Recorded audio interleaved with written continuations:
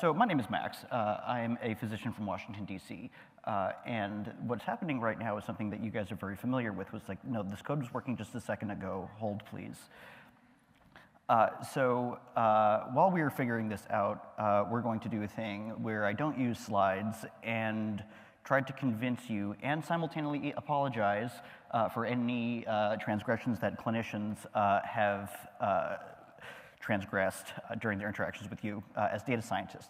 So I live in 3 different worlds. The first world I live in is emergency medicine, and the specialty is largely what you think it is. It lives at the intersection of patients that really need care and a system that doesn't. The other part of my life is critical care. I practice cardiovascular surgical intensive care, which means that nobody wants to come visit me at work. The nice part about intensive care is that it is a very quantitative field of medicine, and you'd really hope that all medicine is quantitative, but you're about to figure out that it's really not. And critical care led me to an interest in clinical research, and clinical research was kind of where my fun started. Just checking in again, how are we doing?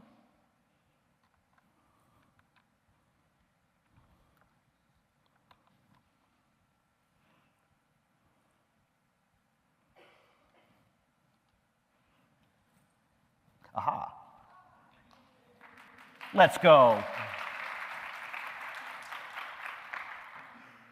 All right, so we talked about emergency medicine, intensive care, and clinical research.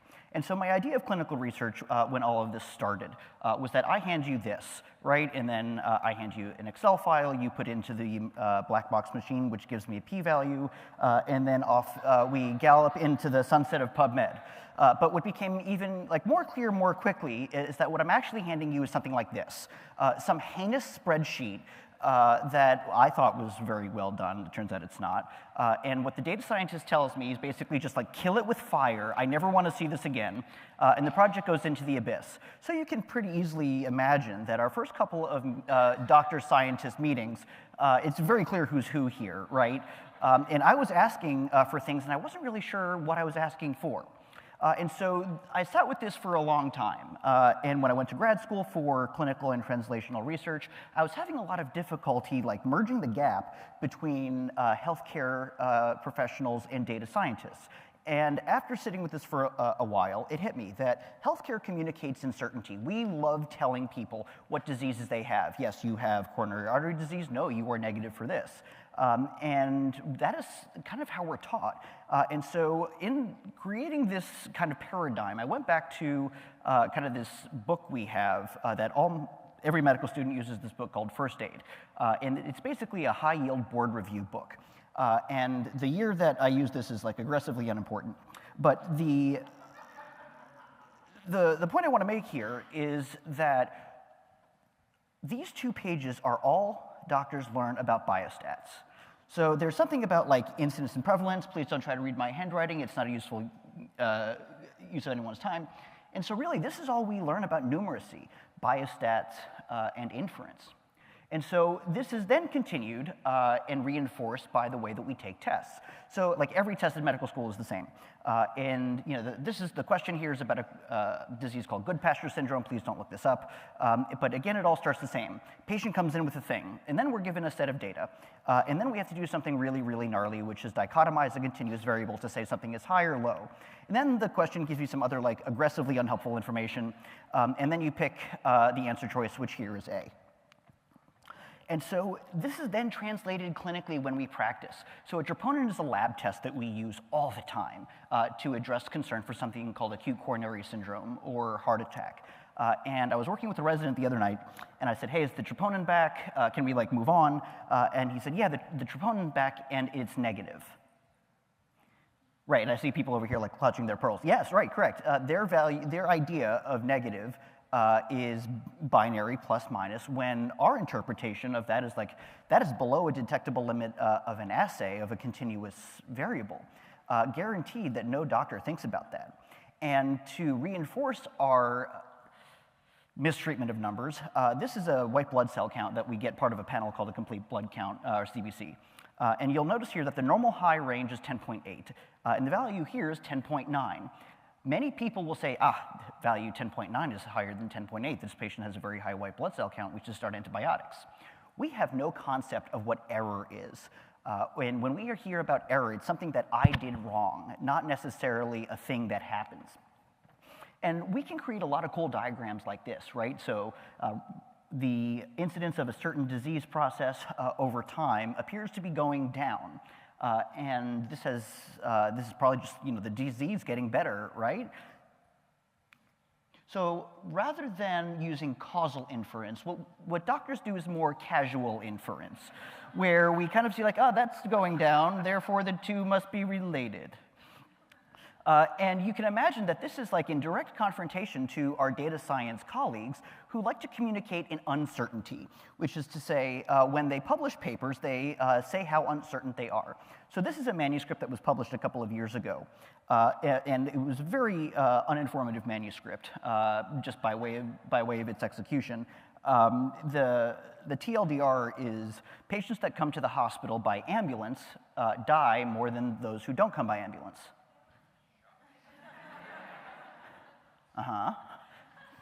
So, that's good. But when you look here, the confidence interval for this odds ratio is between 7 and 17. Is that a helpful number for anybody? I would argue no. And so I remember in grad school then learning about bootstrap confidence interval. And we were about 2 hours into a lecture, and the professor's up there doing some like very mathy stuff at the front of the room. And I remember in my post-call unfiltered state saying like, what are we doing here?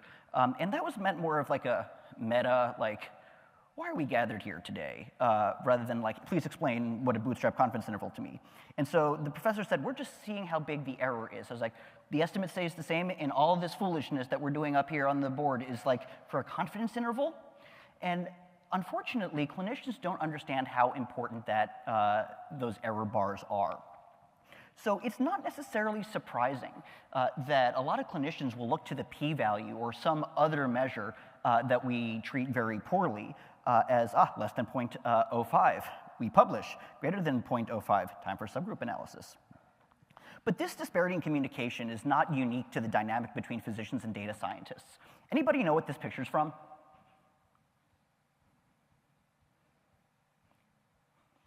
Bay of Pigs invasion, which I know is not on the forefront of everybody's mind. And so, but the reason that the Bay of Pigs invasion was okayed by the US government is because President Kennedy was told that there's a fair chance of success. Now, in the report that was issued afterwards by the CIA, it turns out what was said in the room was that the odds were 3 to 1. And unfortunately, using this imprecise probabilistic language, 3 to 1, oh, that sounds good, let's go. And which resulted in what is arguably one of the larger military kerfuffles in world history. So it's not surprising that experts are really good at what they do, right? They have knowledge, they have skill, and they've been really, really dedicated. What we are not taught anything about is communication. And so the solution to this is actually partnership in nosiness. So I want you to be nosy. The point of why I'm here today is I want you to get into the nitty-gritty of the investigation that you're doing and learn each other's workflows and our IDEs, because they're really, really different. So when I say be nosy, I mean I want you to ask, like, why are you doing this thing? How does that work? Why is that there? And in return, what really helps us is to hear, like, the reason I'm using model A is because of I don't like model B. So when I say learn anatomy and physiology, A&P is like one of those bread and butter classes that we do in medical school. We learn like where the heart is, where it's supposed to be, blood goes round and round, air goes in and out, any variation is bad, right? That's like the first 2 years of medical school. And so when a lot of what I do is hemodynamic research. So when I report heart pressures, feel free to ask, why do we care so much about pressure in the right atrium? Well, it's because of the health of the pulmonary vasculature.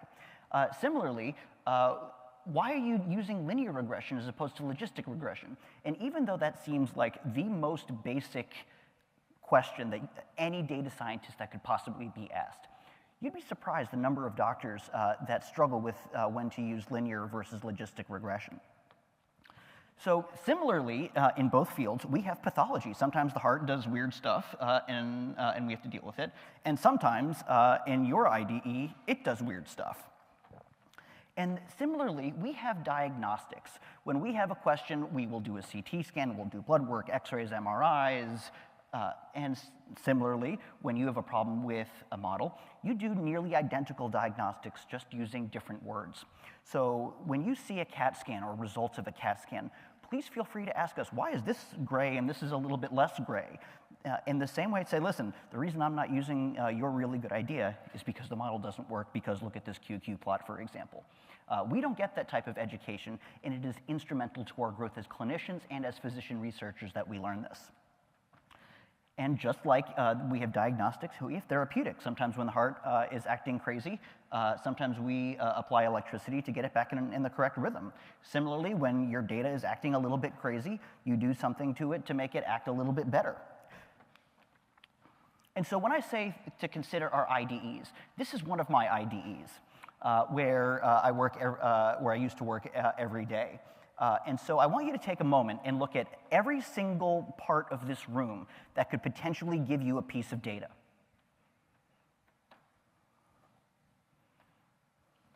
You have a ventilator in the back, you have an ultrasound, you have a cardiac monitor, you have blood, some of it stayed inside. But think about the amount of data that healthcare professionals have to assimilate very, very quickly. This is our IDE. This is our other IDE.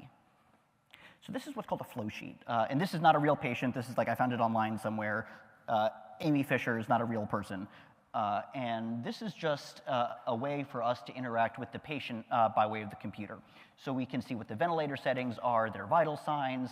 And when we interact with it, we think about a lot of interventions that we will or won't perform to make a lot of these numbers different. Now, compared to that, a different IDE, where a lot of the data that you use and eventually operationalize is done, and now what I'm told is positron, and that I will be using it from here on out. But what we think of on the clinician side is that our vision is that this is what you're doing in the background. And this to us is very, very confusing. I did take like a couple minutes, and I think like I saw a line integral in there somewhere from a class that I drank my way through in college. But our vision of statistics and data science is nearly uniformly this, which makes it very intangible to a lot of clinicians. And so an old joke in medicine is, one view is no view. And so whenever we look at a data set or we look at a paper, what we may see is this. When we add data science professionals to our interpretation, what we actually see is this. And the old joke in medicine is, why get one view, always get the lateral. And so with that, I want us to seek partnership and nosiness together. Anytime that you work with a physician or any other clinician, please indulge I want to tell you about this model. I want to tell you how I transform this variable. Let's program this together, because I guarantee you your clinician is more scared of you than you are of them. And with that, I add this slide very, very quickly while I was sitting there, because I want to display that I have the cutest pets on the internet. And I have Avon Barksdale here and Koa Brown, who are very good boys and girls and are also my partners in nosiness. And with that, thank you so much. Thank you very much. Quick question. Were you always interested in statistical concepts in your medical education, or was there a pivot to this when you started research? Undergrad, I was a math major. And statistics was sort of treated like, almost like physics, where like, oh no, those are like the applied math people, we don't talk to them. So I guess I recognized the importance of statistics. I wanted no part of it until I realized that statisticians are really, really expensive, and that sometimes doing your own very basic stats is a lot cheaper, and they hate you less. Totally makes sense. One more question. Could you comment on any statistical concept or anything like that that you believe that is very important for other clinicians to know that they likely do not? Yeah, I think that the biggest sin that clinicians commit is dichotomization of a continuous variable. And I've harped on this a little bit. So the idea that like a white blood cell count of 10.8 is fine, but 10.9 is an emergency is absurd. Right? Like we all say that, and like we all are like nodding our heads here because we've had this conversation just using different words. But there are many clinicians that don't necessarily have the appreciation of like where the error bars are. That with every value that you sample, there is a distribution around it. I would say that what you should teach your clinicians that yes, I'm saying this, but there is a certain guardrail of safety around what I'm saying. Is that what I'm saying is correct up until a certain number of limits. I would say that that's the concept that clinicians struggle with, is the concept of error, not necessarily that they've committed one. Great, thank you so much. Sure.